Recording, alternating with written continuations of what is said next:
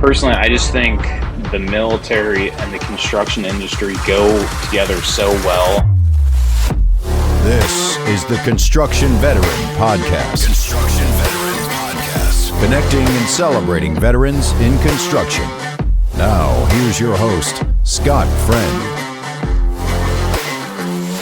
Welcome back to the Construction Veteran Podcast. I'm Scott Friend. Today I'm excited to bring to you guys Josh Coxis, a former Army National Guard soldier who now runs projects in the construction industry. Let's dig into it.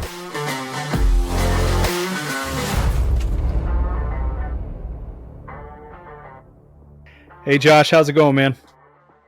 Good. How you doing, Scott?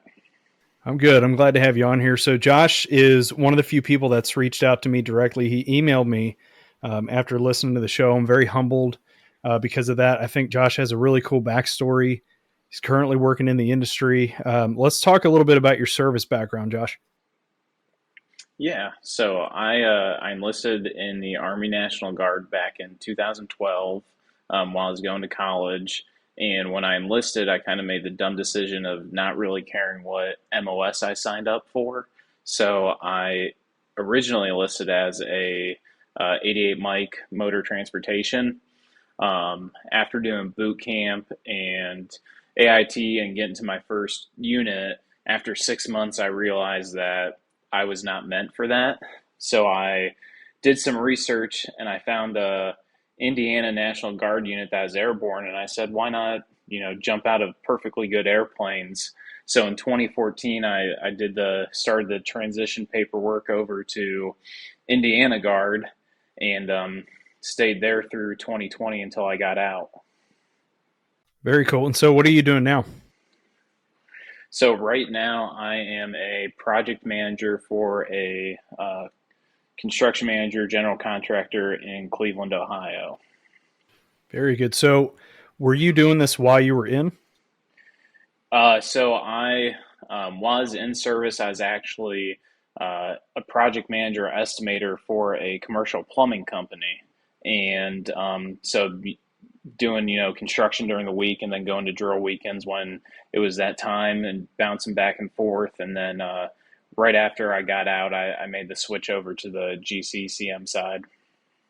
Smart man. No, I mean, there's a lot of us that came from a trade, but yeah, I like where we're at. I went back to the sub side and I wanted to come back to the GC side, but how was your business with you having to do the drill weekends away?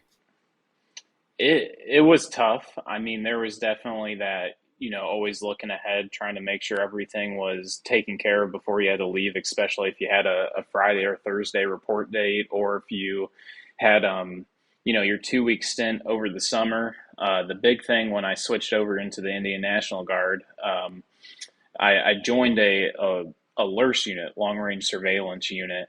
And with that, I was fortunate enough to attend a bunch of schools, but with those schools, that counted towards time away from work, school, family. So, I think every year I was in that unit, I was at least gone for 2 months of the year between miscellaneous schools and trainings and whatnot. Yeah, it's quite a long time away. So is this something when you got into the industry that you made known right off the bat, or were you already in the industry when you joined that company? No. So I actually, when I joined the military, I was actually going to school for nursing. And then after a year of nursing, I just was not, I didn't like it as much as I thought I was going to. So I left public university, decided to do some gen ed classes. And actually one of my mentors in life, he owned a residential remodel business, painting exteriors, doing some small interior remodels. And so I started working for him when I was at community college. And I said, well, I kind of like this stuff. Why don't I actually go to school and get a degree in it?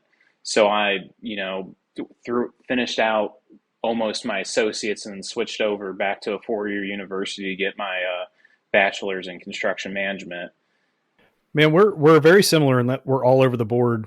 As far as I've said in the past on other episodes that I changed my major like 5 times. I had 3 different jobs in the service. So that's interesting. So you've been doing this for a little while now. What about this industry has got you stable, I guess?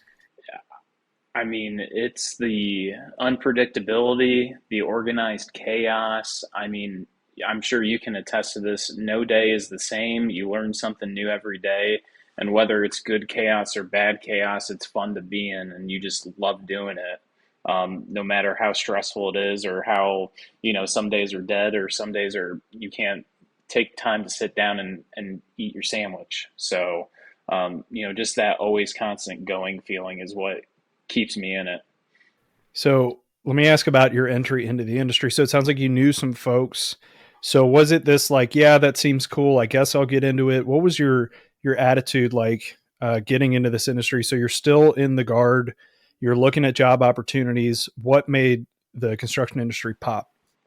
So like I said, I was doing residential construction, and when I switched over to back into public college, I had to leave that job because it was too far to go back and forth between classes and whatnot. And there was actually a career fair for the construction management program I was in. And, I was very hesitant on going. I was like, oh, I'll just finish my degree and then go back and work for this guy. But I said, maybe I'll do it, give it a chance. And I actually met the company I started with, a plumbing commercial contractor, and they said, "Hey, like, what do you think? We're looking for young people to come in." And I started, I said, "Sure, why not?" Interviewed, and the first 5 years of my, commercial construction career, I spent with them, just kind of getting that, commercial feel, what it was like. And through that time, I was still going to school, working full time in the guard. And when I graduated school, I stayed on with them until 2021, until I switched over to the GC side. And so you were what, like late or early 20s, late teens when you really started doing this? Yeah, early 20s, 2021, roughly. Yeah. So let me ask this. What is it that keeps you doing this? I mean, we talked about the days changing. It's tough, man. It's a stressful industry. But what is it that just gets you up in the morning?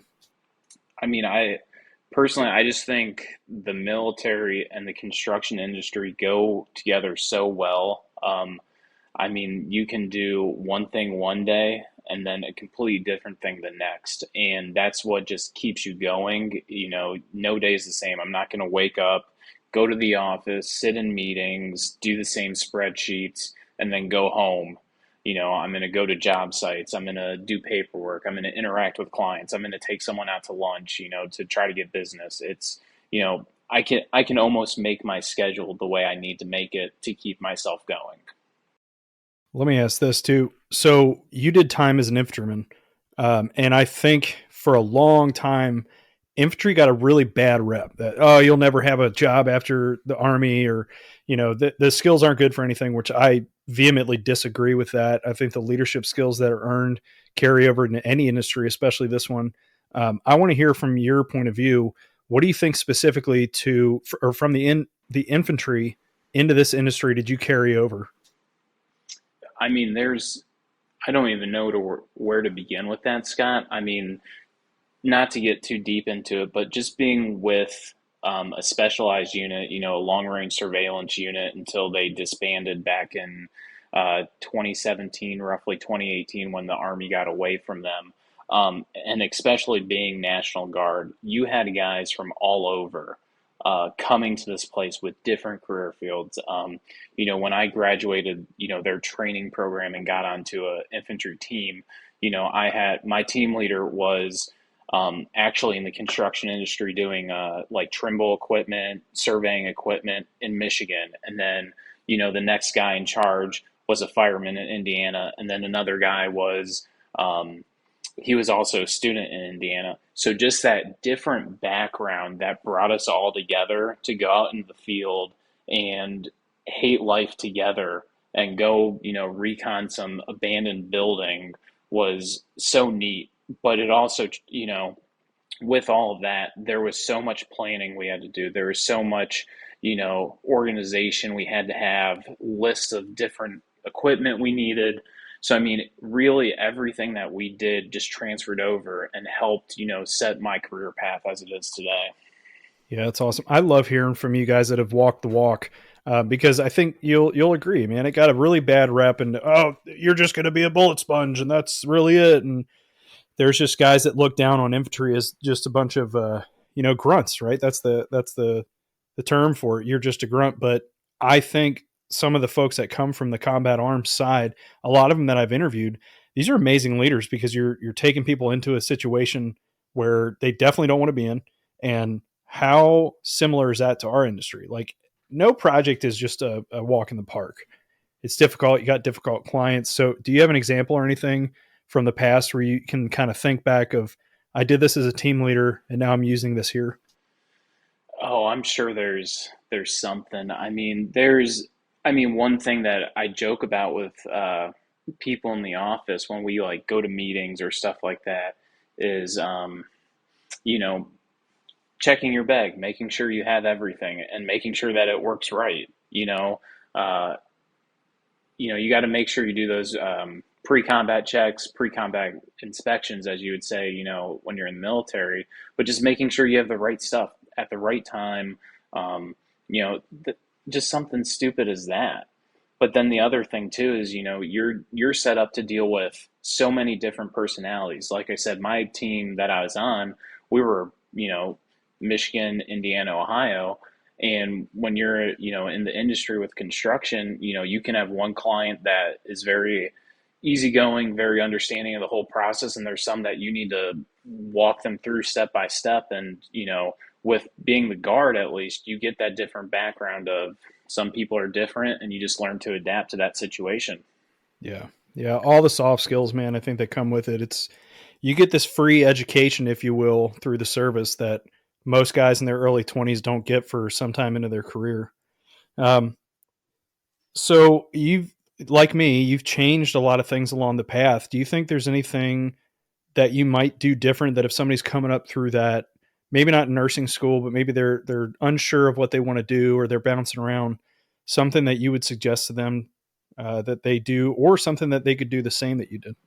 I mean, I just think being in the military in general sets you up for any career field, construction aside, just having that background, knowing different tricks of a trade.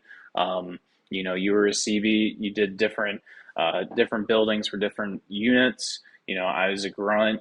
We went out on missions, but at the end of the day, it was the same. We were going in one team, one fight, as you say, to accomplish one task. And in any industry you're in, that's something that you're always trying to achieve. So I just think being in the military in general is a great start to any career. Yeah, I agree. So if we have vets in the industry, man, there's a ton. I've met a bunch of vets throughout the industry, obviously more so through the show. Um, and like I said, it's really easy to get burned out doing what we do. Uh, it's exciting that everything is different, but at the same time, that can be very draining.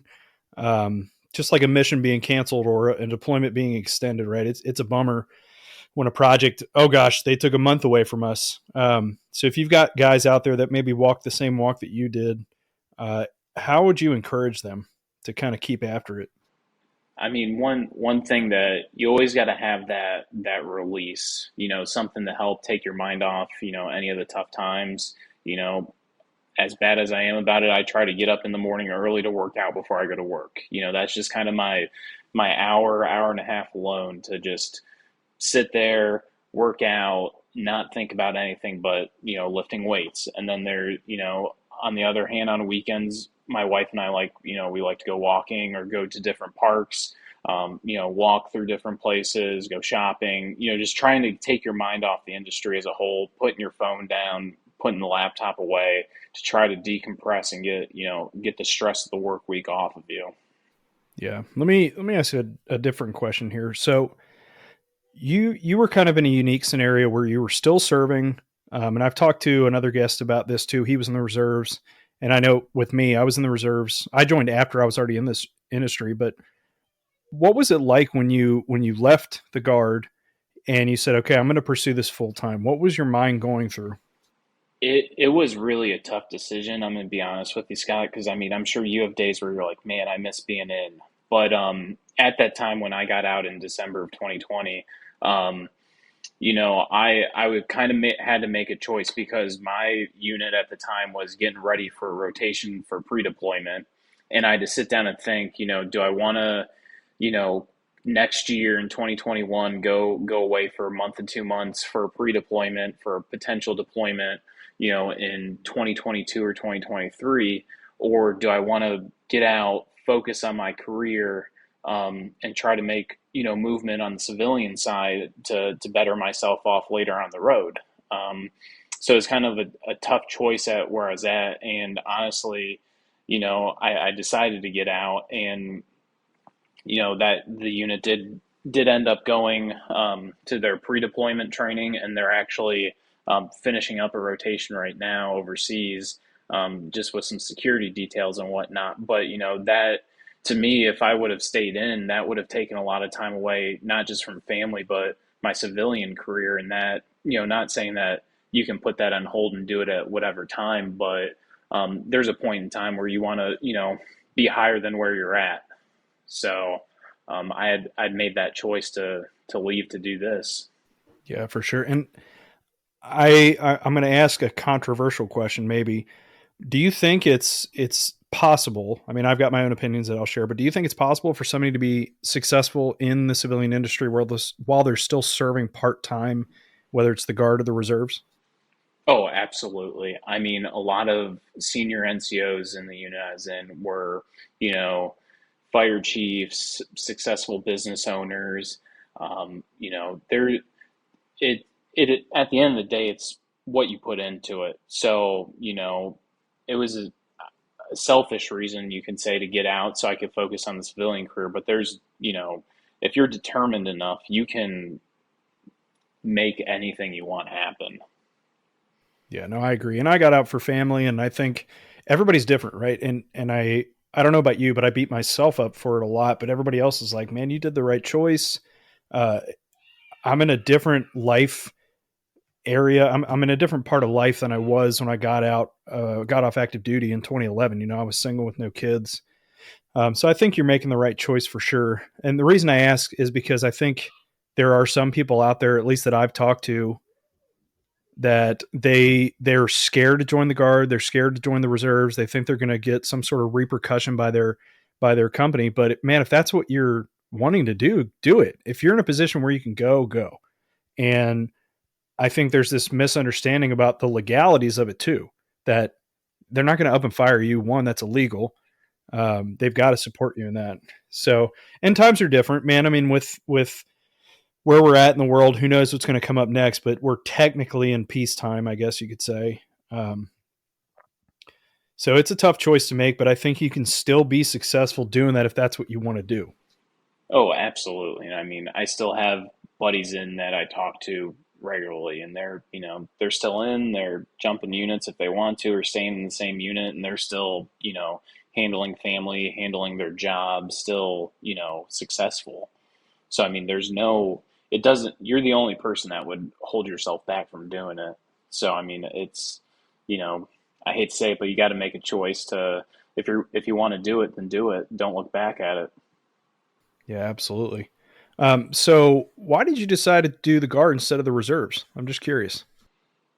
So while I was in college for nursing, I was actually part of the ROTC. So I was like, there was one of the recruiters was out of our ROTC units. That's where his office was set up, and I was just talking with him one day, and he's like, "Hey man, if you join the Guard, like you can do the program where you can contract direct and all this." So pretty much pulled the recruiter tactic on me to get me to join the Guard instead of the reserves.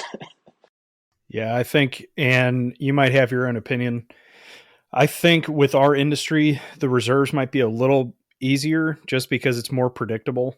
Um, that's why I chose the reserves over the Guard. The Guard had more combat arms, which the reserves don't. I think Hawaii might have the last reserve infantry unit, but when your schedule is going to be. When you're going to work up. You know when you're going to have your 2 weeks training. So whereas the Guard, if there's an emergency, especially like here in Texas or Florida with hurricanes or tornadoes, you got to go help and whatnot. But hey, to each his own, man. So absolutely support you for that. But you definitely got swindled.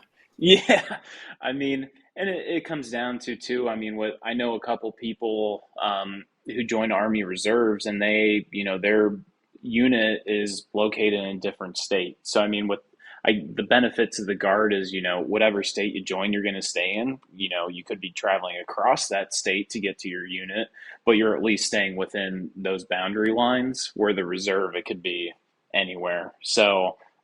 I mean, it's just a big thing of doing research, trying to find out what you want and what makes the most sense for each individual. Yeah, and on that note, switching back to the industry too, I think I would encourage people to do their research into what they're doing. Especially, I can't stress enough the people that are single with no kids, or they don't intend on going back to where they grew up. There's so much opportunity out there. What's a practical way you would say somebody can maybe look into getting in this industry somehow, regardless of their background? Let's say it is an infantry person or maybe a cook. Who knows? They have no construction background. What would you suggest? I'm young enough to say that, there's technology that you can find anything online. So, I mean, if you just have a curiosity in something, you can easily Google search it and find any certificate, any college program, or even, internships um, available for those types of things. So, I mean, just doing the research and finding out what you like. Different programs have, or different industries have different programs. One big thing that Cleveland's doing right now is they have a pre-apprenticeship program. So pretty much it's a class where you can join and you learn different apprenticeships, just kind of like a week by week basis on, the different trades. And then at that end, you can make a decision on what apprenticeship you want to join, which I think is great because, you could be interested in, say, electrical, but really you want to go into HVAC or vice versa. So, I mean, just doing that research, finding out classes, whether it's a night class, trade school, something to help get your foot in the door. Do you know the name of that program offhand? Oh, I could find it and send it to you. But yeah. Yeah, if you would, man, I'll definitely include it in the show because that's awesome. I know there's a lot of different programs across the U.S. like that. I mean, there's some where they're getting these kids started in high school, and I think we're seeing a shift that people are coming back where the trades are getting more popular. These practical skills, and I've talked to other guests about.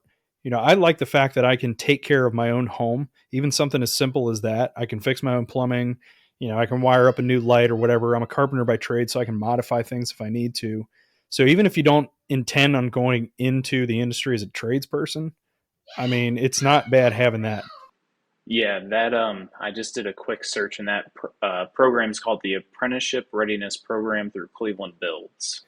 Apprenticeship Readiness Program through Cleveland Builds. Very cool. I'll make a note of that. So we talked about the vets that are getting burned out. Man, let's talk about anybody in the industry. So I think the mental health is getting a lot better within the service as far as like the services that are provided to the military, and the follow up, the VA. I mean, it gets a really bad rep. It's getting better. It's not there.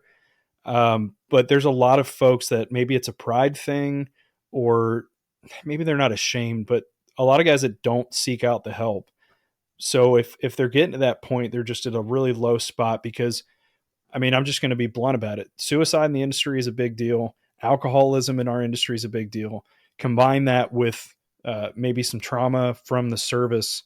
It's just kind of a recipe for disaster. But if you've got folks getting into that dark spot, what would you tell them to do? No, I think definitely reaching out is the first step, and it's not weak at all. It is a huge problem. You know, a lot of military people, especially when you get to your NCO positions, you can tell when something's off with your team. So, I mean, that even carrying that over into the industry, I know a couple, one of my superintendents, he's having a hard time because his parents are getting older and he's having to make trips and stuff.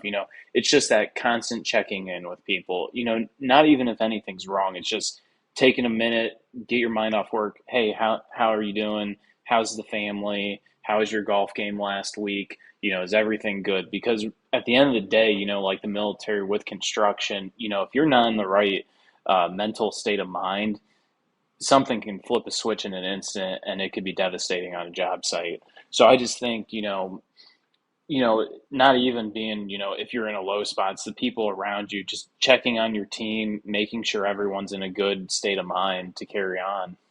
Yeah. If you ask me about my golf game, that might actually make me feel worse. So I guess you got to be careful. But no, in all seriousness, I totally agree. I mean, it's just, I think I've seen it from a lot of non-vets too in the industry, where we're kind of going through the muck together. And even though our backgrounds aren't similar, there's kind of that mutual respect between us and the tradespeople. That, yeah, you might not have served, but it's a stressful environment and we get it.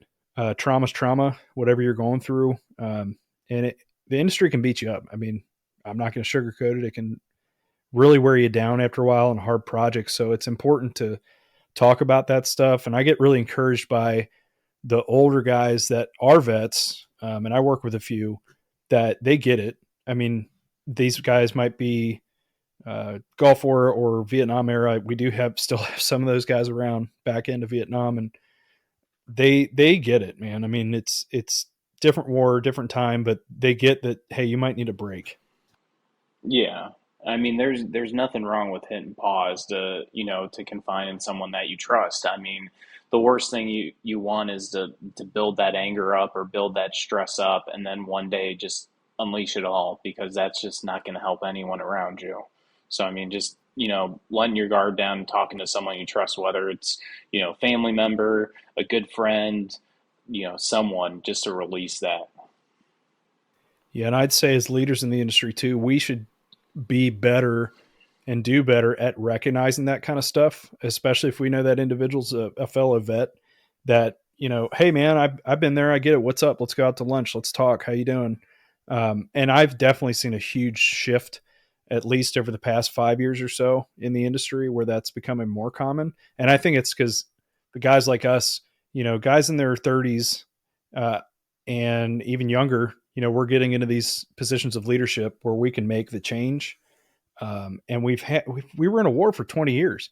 So we're carrying a lot of that over and going, hey, I don't want the guys back home to feel this way. Let me help.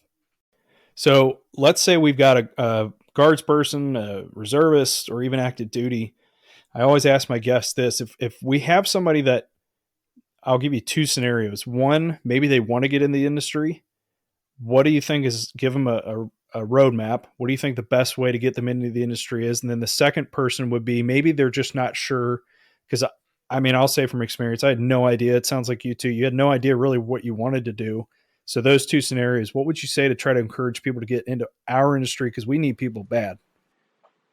Oh yeah, I mean, at least in Cleveland, construction it's booming. But I mean, realistically, it's what do you want to do with it? Do you want to take a superintendent route? Do you want to take an office route? And I mean, there's so many different things in construction you can do. It's not just going out, swinging a hammer, putting wire in walls. You can do accounting, you can do tech. So I mean, it's finding what you love and trying to apply that in what way, shape, form to the industry. So, I mean, again, looking at schools or certifications, doing researches online. I mean, LinkedIn is a great spot that has so many different, job postings that say, we need this, we need that. If you're on the fence, I mean, there's nothing wrong with trying to see if you know someone and seeing if you can shadow. My brother kind of was in the same spot I was back when I was in school, and he didn't know if he wanted to get in construction or not. I talked to my boss and said, hey, we're on a project. It's pretty light. Safety is is good. There's not a lot of risk. Do you mind if he shadows the superintendent for a day or two? and then shadows me for a day or two. And they allowed it. And, I think that really helped them realize like, hey, I don't think construction's the right field for me. I think I'm in a switch paths. But I mean, just even having those opportunities to shadow or do a unpaid internship to really feel out the field that you want to be in is huge. Yeah, I like that idea. And I've had some younger folks like high school seniors that have come out to job sites or folks that are in college. And I get to share how passionate I am about what we do. And it's neat. They're just guests, they're just visitors. And worst case, if they don't join, then hey, I got to show you a pretty cool project. Um, but I love that idea. So I would encourage people to do that, Josh. I mean, go seek somebody out.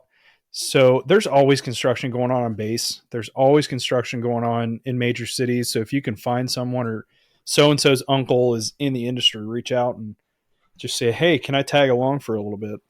Oh yeah, I mean, and I think now with the way that the construction industry is, it's being more open-minded to allow people to try it out. I mean, not saying, go do something that, can cause a risk down the road, but at least see what it's all about. I think that's becoming more acceptable in our industry as well. What do you think, in your opinion, is causing that? I just think, the lack of workforce. I mean, I hate to say millennial because technically I fall in that group, but I feel like a lot of people my age nowadays, they want to, you know, do less and make more, and they want a easier avenue out. And it's not to be rude to anyone, but if you look back at my parents' generation, everyone worked hard. They wanted to do you know go balls to the wall, and now it seems like just the whole career field has switched from construction to healthcare. I just think it's a change in culture, and it's not a bad change, but it's trying to realize what we need to do now to fill those gaps. Yeah, and I'm obviously a huge advocate of now is the prime time for vets to get into the industry because we know what it takes to work hard and to go step back and look at your accomplishments.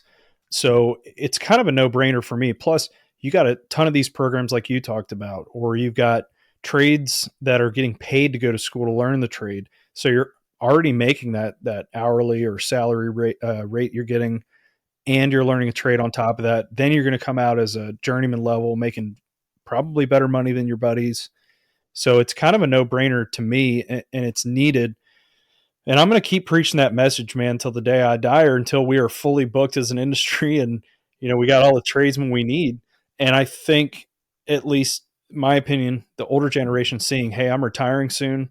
I need to give my knowledge on to the next generation because there's metrics out there and statistics that show like we're going to lose a ton of knowledge from these folks that are transitioning out because we're not replacing them as fast as they're retiring. And it's concerning. And so that's why, I'm so passionate about this personally.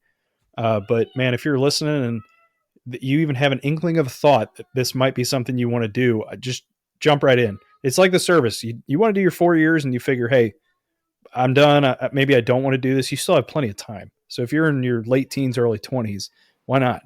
Oh yeah, I mean, there's when I was back in the plumbing side of things, we had apprentices who were in their 30s because they were prior active duty guys, and they got out and they decided to join an apprenticeship. So I mean, there's no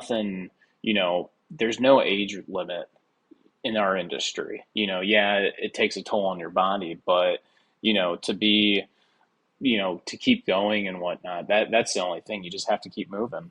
Yeah, and even after that, there's still other routes you can take. I don't know if I've shared this on a former or prior show or not, but there was a guy I can recall working with a few years ago where he was an electrician for a long time. I mean, the guy was in his early 50s, late 40s, early 50s, but decided to make the shift out of the field and into the office and was a project engineer.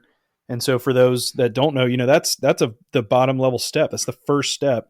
So he had to humble himself, but he decided, hey, you know what? I want to learn that side of the industry. And to me, he's probably going to be the best, well-rounded project manager they have someday if he's not already.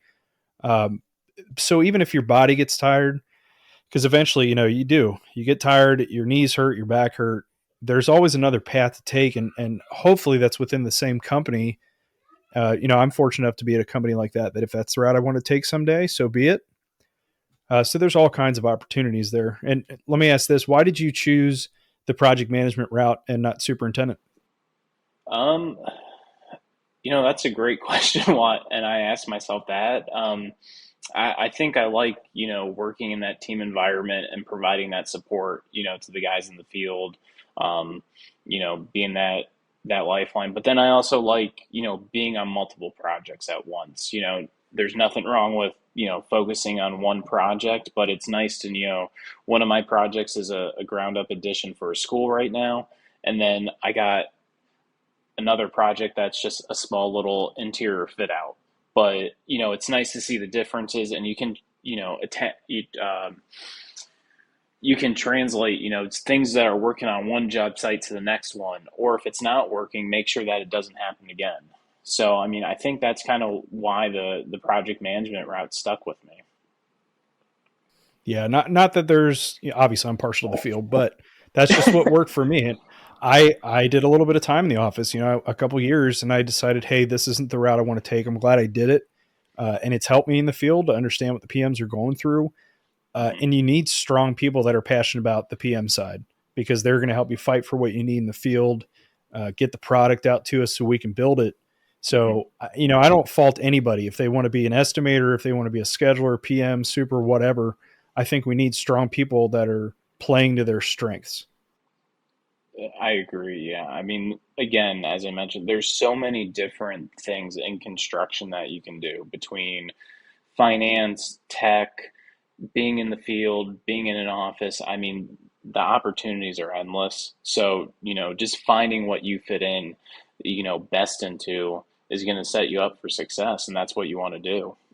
Yeah, and as we're sitting here talking, I feel secure in this industry, and I think that's another huge thing I don't really talk about too much is the job security because yeah, there's only a limited amount of land they're not making anymore, but you're going to still see interior fit outs happening. You're going to get clients that are coming into a new 5-year lease, or there is a new building coming up with multiple tenants and they want to have different GCs. So there's tons and tons of opportunities there for the next many decades. The work's not slowing down. And when you live in a major city like Cleveland, here in Dallas, or any of these major cities across any metroplex across the US, there's going to be a plentiful amount of work for the foreseeable future. Oh, there is. I mean, between repurposing buildings for new use, building new, tear down to build new. I mean, again, opportunity is endless in this field. And I mean, there's no stop to it. It's a very stable career path that anyone can choose. Yeah, totally agreed. Well, man, I appreciate your time, Josh. If somebody wants to get a hold of you and just kind of chat, maybe they got the similar background or want your wisdom, what's the best way to do that? I don't know if it's possible for you to tag my profile in the video on LinkedIn, but if you tag me in there, message me on LinkedIn, I'd be more than happy to respond and catch up, share my wisdom that I have, any help that I can provide. Very cool. And if you're in Cleveland, Josh is buying the first cup of coffee. You got it.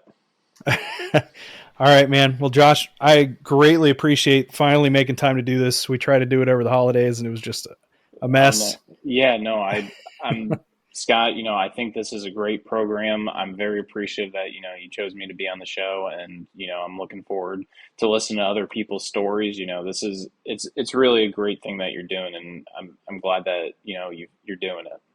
Thank you, man. That means a lot. I appreciate it. Yeah, of course. All righty.